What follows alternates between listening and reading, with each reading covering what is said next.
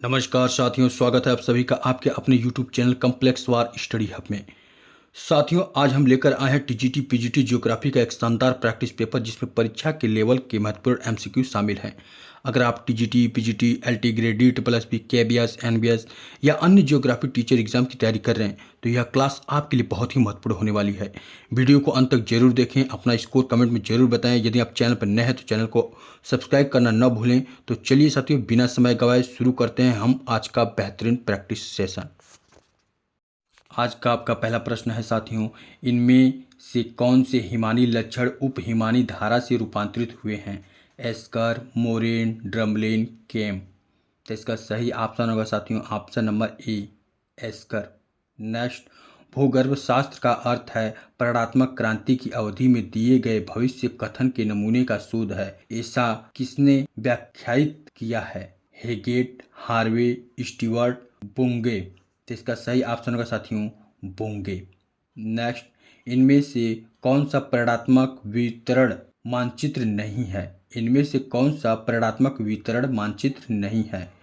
क्लोरोस्कीमेटिक मानचित्र, आइसोप्लेथ मानचित्र, डाट मानचित्र या फिर कोरोप्लेथ मानचित्र। तो इसका सही ऑप्शन होगा साथियों ऑप्शन नंबर ए, क्लोरोस्कीमेटिक मानचित्र। नेक्स्ट, जलचरों में लवणांश के साथ बढ़ते हैं। जलचरों में लवणांश डैश डैश के साथ बढ़ते हैं। वाष्पीकरण में वर्धमान तथा परिशुद्ध जल के मिश्रण से ह्रासमान, वाष्पीकरण में ह्रास तथा परिशुद्ध जल के मिश्रण में वर्धमान, वाष्पीकरण में ह्रासमान तथा परिशुद्ध जल के मिश्रण में परिवर्तन नहीं, वाष्पीकरण में वर्धमान तथा परिशुद्ध जल के मिश्रण में वर्धमान। तो इसका सही ऑप्शन होगा साथियों ऑप्शन नंबर ए, वाष्पीकरण में वर्धमान तथा परिशुद्ध जल के मिश्रण से ह्रासमान।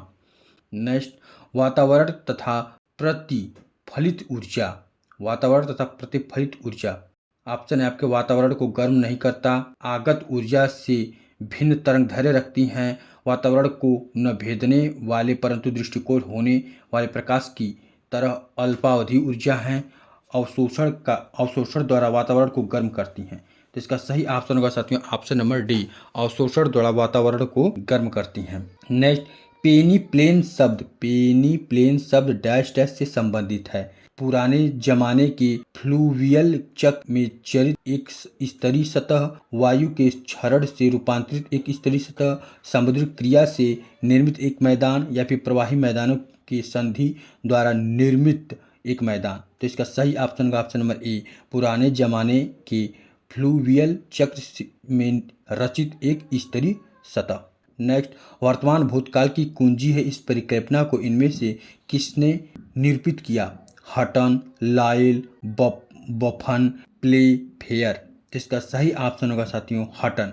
हटन ने वर्तमान भूतकाल की कुंजी है इस परिकल्पना को इसने निरूपित किया। नेक्स्ट, आहार श्रृंखला में इनमें से कौन सा उष्णवलय स्तर जगह बना लेता है? ऑप्शन है जीवाणु, मांसाहारी, प्राथमिक ग्राहक या फिर पौधे। तो इसका सही ऑप्शन होगा साथियों ऑप्शन नंबर डी, पौधे। नेक्स्ट, जल चक्र वाष्प से पहले का है। मेघ, प्रक्षेप संशोधन, ऊष्मा धतीकरण। तो इसका सही ऑप्शन होगा ए, ऑप्शन नंबर ए, मेघ। नेक्स्ट, भूगर्भ शास्त्रीय इतिहास को अभ्यास प्रवृत्ति की इस परिकल्पना को प्रस्तावित करने वाले थे? मिकेंडर, मार्टिन, क्रोपोटकिन या फिर रेडचेल। तो इसका सही ऑप्शन होगा मिकेंडर। मिकेंडर ने भूगर्भ शास्त्र इतिहास को अभ्यास प्रवृत्ति की इस परिकल्पना को प्रस्तावित करने वाले थे। नेक्स्ट, डैश डैश द्वारा स्थल मार्ग के बहाव की वृद्धि हुई है। सघन वन आवरण, विरल वन आवरण, निम्न तीव्रता अवक्षेप, उच्च तीव्रता अवक्षेप। तो इसका सही ऑप्शन का साथियों उच्च तीव्रता अवक्षेप। नेक्स्ट, एक धारा के निलंबित वजन कणों से भरा होता है जो पानी के बहाव में ऊपर लटके रहते हैं, कर्षण द्वारा चलता है, उत्परिवर्तन द्वारा चलता है या पानी में घुलते हैं। इसका सही ऑप्शन होगा साथियों ऑप्शन नंबर डी, पानी में घुलते हैं। अलकनंदा और पिंडारी नदियों के संगम स्थान पर बना प्रदेश है। रुद्रप्रयाग, कर्णप्रयाग, देवप्रयाग, विष्णुप्रयाग।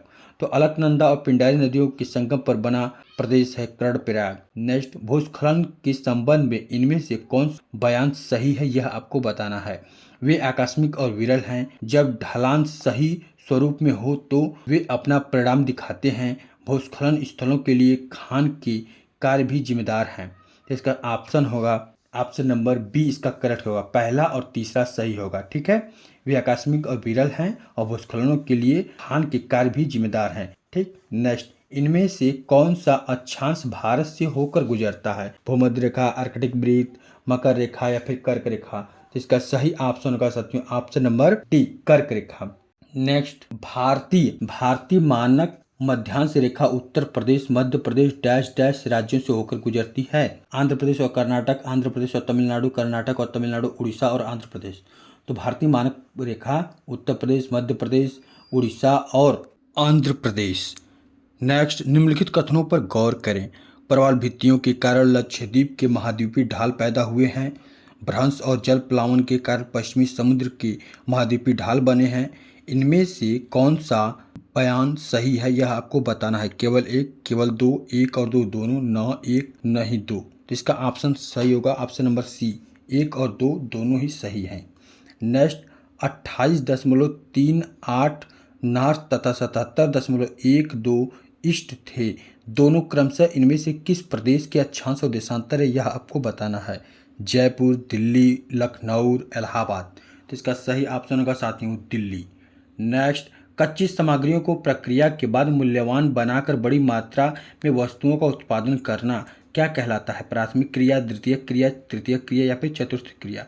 तो द्वितीयक क्रिया कहलाता है। वातावरणीय खिड़की के विषय में आपको बताना है। पृथ्वी के पिछले विकिरण को भाग को बाह्याकाश की ओर प्लावन करने को देता है। दूसरा, एक ऋतुमानी छिद्र है जहां स्टोफेरिक ओजोन शून्य तक कम हो जाती है। तीसरा, वातावरणीय अवशोषण स्पेक्ट्रम तथा जलवाष्प और कार्बन डाइऑक्साइड द्वारा प्रभाव डालने वाले अवशोषण के बीच का अंतराल है। केवल एक, केवल दो, एक और दो या फिर दो और तीन। तो इसका सही ऑप्शन है हमारे साथियों एक और दो कथन सही है, तीसरा नहीं सही है। नेक्स्ट, पृथ्वी की ओर छोड़ी जाने वाली सौर ऊर्जा का लगभग आधा ही क्यों भूमि की सतह तक पहुंच पाता है? आपके ऑप्शन हैं, बाकी बची हुई अंतरिक्ष के मार्ग से जाते हुए निर्वात में खो जाती हैं, बाकी बची हुई खो जाती हैं क्योंकि प्रकाश की चाल वातावरण निर्वात से भी कम हो रहती है, बाकी बची हुई वातावरण सोख लेता है तथा अंतरिक्ष में प्रतिफलित हो जाती हैं, बाकी बची हुई वातावरणीय प्रतिफलित हो जाती हैं। तो इसका सही ऑप्शन होगा ऑप्शन नंबर सी, इसका सही है साथियों। बाकी बची हुई को वातावरण सोख लेती है तथा अंतरिक्ष में प्रतिफलित हो जाती है। नेक्स्ट, समुद्री तटों में तापमान का स्थितन कम क्यों है? उष्मा की स्थिति के कारण, भू द्रव्यमान के कारण, समुद्र की मध्यस्थता, समुद्र के मर्यादित होने के कारण या फिर तीनों में से कोई एक भी नहीं। तो इसका सही ऑप्शन होगा ऑप्शन नंबर सी, समुद्र की मध्यस्थता या फिर समुद्र के मर्यादित होने के कारण। नेक्स्ट, इनमें से कौन सा अम्ल वृष्टि के कारण है? इनमें से कौन सा अम्ल वृष्टि के कारण है? Carbon dioxide, chlorofluorocarbon, sulphur dioxide या फिर हाइड्रोकार्बन? तो इसका सही ऑप्शन होगा सल्फर डाइऑक्साइड। नेक्स्ट, मानचित्र 5 mm का अर्थ है भूमि पर 5 किमी की दूरी को प्रदर्शित करना। 5 mm का मतलब है कि 5 किमी की दूरी को प्रदर्शित करना। तो ऐसे में मानचित्र का RF क्या है? ऐसे में मानचित्र का RF क्या हो जाएगा? एक संबंधी 1 लाख या एक संबंधी 8 लाख या फिर एक संबंधी 10 लाख या फिर एक संबंधी 20 लाख? तो इसका सही ऑप्शन होगा एक संबंधित 10 लाख। क्या होगा? एक संबंधित 10 लाख। परिसर के जैविक अनुक्रम के कारण पौधे तथा प्राणियों की जैव विविधता डैश डैश हो जाती है। वर्धमान, हास्य या फिर न एक और न ही दो, पहले हास्यमान होकर तदंतर वर्धमान हो जाती है। वर्धमान मतलब होता है इंक्रीज करना, बढ़ना। इसका सही ऑप्शन होगा ऑप्शन नंबर 1 करेक्ट है। नेक्स्ट, एक सेमी त्रिज्यीय यदि 1 लाख आबादी का प्रतिनिधित्व करता है, मतलब एक सेमी त्रिज्यीय 1 लाख आबादी का प्रतिनिधित्व करता है, तो 4 लाख लोगों को प्रतिनिधित्व करने वाले वृत्त की त्रिज्या कितनी होगी? तो 2 सेमी होगी, 4 सेमी होगी, 6 सेमी होगी, 8 सेमी होगी। इसका सही ऑप्शन होगा 4 सेमी होगी। क्या होगी साथियों? 4 सेमी होगी। नेक्स्ट, इनमें से कौन सा अर्थव्यवस्था के अनौपचारिक क्षेत्र से संबंधित नहीं है?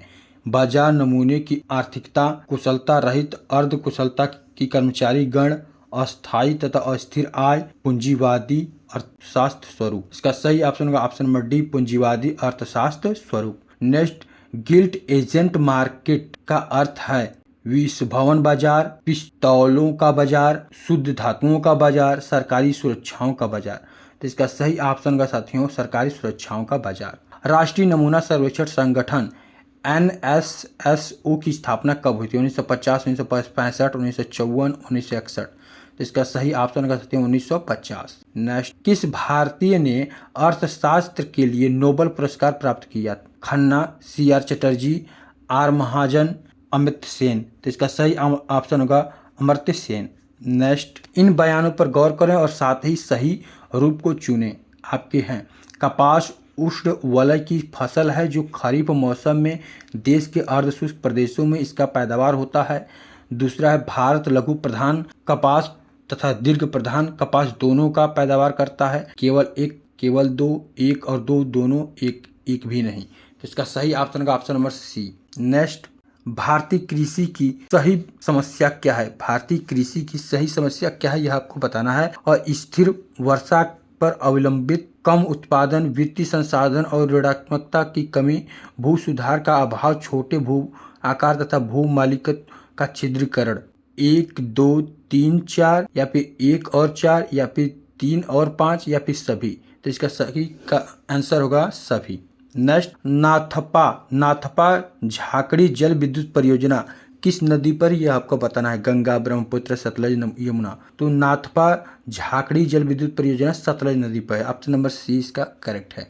नेक्स्ट, तापमान तथा वर्षा के प्रमाण विवरण करने डैश डैश का उपयोग किया जाता है। अक्षांश, मेघ, सतह की धाराएं, जलवायु। तो इसका सही ऑप्शन होगा साथियों जलवायु।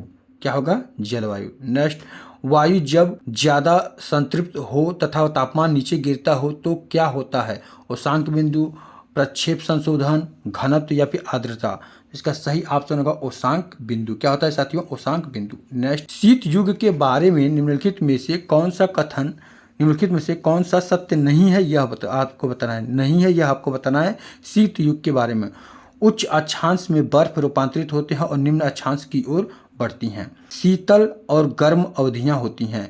कम संख्या में प्रमुख बर्फ युग बनते हैं। बर्फ की परतें जमती हैं और वे बड़ी होती हैं। तो इसका सही ऑप्शन होगा ऑप्शन नंबर सी, कम संख्या में प्रमुख बर्फ युग बनते हैं। नेक्स्ट, भूमध्य रेखा में वर्ष भर उच्च तापमान बने रहने के लिए क्या कारण है? उसकी अक्षांश उच्च है, सूर्य की किरणें कम कोण में उस पर पड़ती हैं, उसमें पानी के भारी पिंड नहीं है, सूर्य की किरणें प्रत्यक्ष रूप पड़ती हैं। इसका सही ऑप्शन होगा सूर्य की किरणें प्रत्यक्ष रूप में पड़ती हैं, इसी कारण वहां पे तापमान उच्च रहता है। नेक्स्ट, वायुमंडल का कौन सा भाग हानिकारक पराबैंगनी किरणों से धरातल की रक्षा करता है? ट्रोपोस्फेयर, ट्रोपोपास, मेसोस्फेयर या फिर ओजोन स्फीयर। तो इसका सही ऑप्शन होगा साथियों ओजोन स्फीयर। क्या होगा? Ozone sphere. नेक्स्ट, मौसम तथा जलवायु को प्रभावित करने वाले कारकों में अक्षांश है। प्राथमिक रूप से आर्द्रता पर अपना परिणाम दिखाता है, प्राथमिक रूप से तापमान पर अपना परिणाम दिखाता है, प्राथमिक रूप से वातावरणीय प्रसरण पर अपना परिणाम दिखाता है, या फिर प्राथमिक रूप से वर्षा पर अपना परिणाम दिखाता है। तो इसका सही ऑप्शन होगा प्राथमिक रूप से तापमान पर अपना परिणाम दिखाता है। नेक्स्ट, सौर वाटर हीटर यंत्र इनमें से किस तकनीकी पर निर्भर है? सोलर फोटो वोल्टिक तकनीकी, सौर ऊष्मा तकनीकी, सौर कोष तकनीकी, सौर विद्युत तकनीकी। तो सौर ऊष्मा तकनीकी यानी कि ऑप्शन नंबर बी इसका करेक्ट है। सौर वाटर हीटर यंत्र जो है सौर ऊष्मा तकनीकी पर क्या है? निर्भर है। नेक्स्ट, वायुमंडल में परावर्तन तथा प्रसार के कारण मार्ग परिवर्तन से उत्पन्न सौर विकिरण को क्या कहते हैं? विसरित विकिरण, प्रसारित विकिरण, प्रकाशपुंज विकिरण या फिर विकिरण। इसका सही ऑप्शन का साथियों ऑप्शन नंबर ए विसरित विकिरण। क्या होगा? विसरित विकिरण। नेक्स्ट, किसी भी बिंदु पर भूमि की परत पर पाने वाले सौर विकिरण को डैश डैश क्या कहते हैं?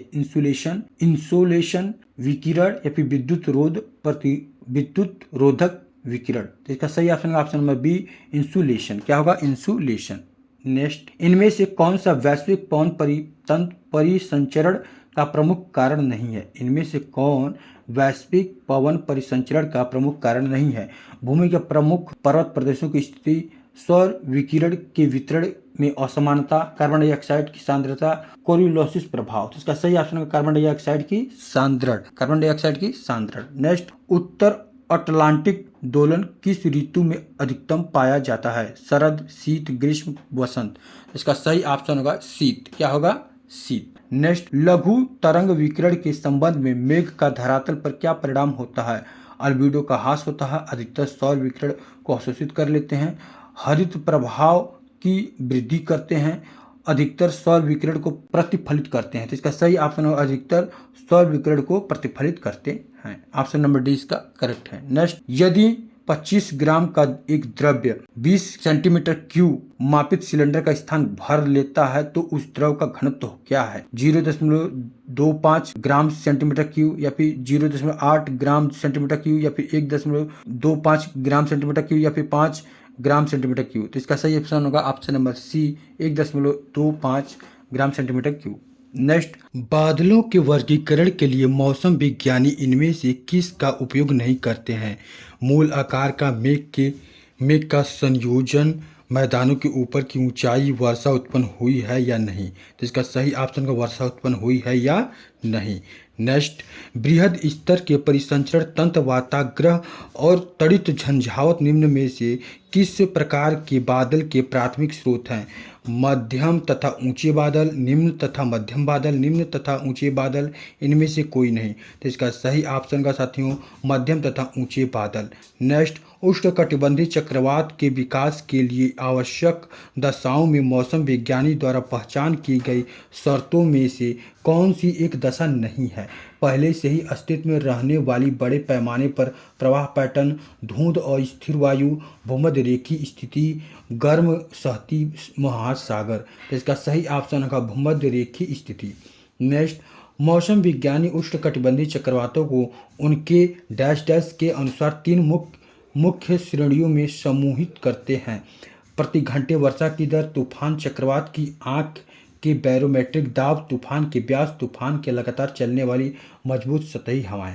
इसका सही ऑप्शन का ऑप्शन नंबर डी, तूफान में लगातार चलने वाली मजबूत सतही हवाएं। तो कैसा लगा यह सेशन साथियों? कमेंट करके हमें ज़रूर बताएं, और आपने 50 में कितना स्कोर किया है ये भी कमेंट करना बिल्कुल भी मत भूलिएगा। तो चलिए हम नेक्स्ट वीडियो में मिलते हैं। तब तक के लिए साथियों आप सभी को राधे राधे, जय श्री कृष्णा, जय हिंद साथियों।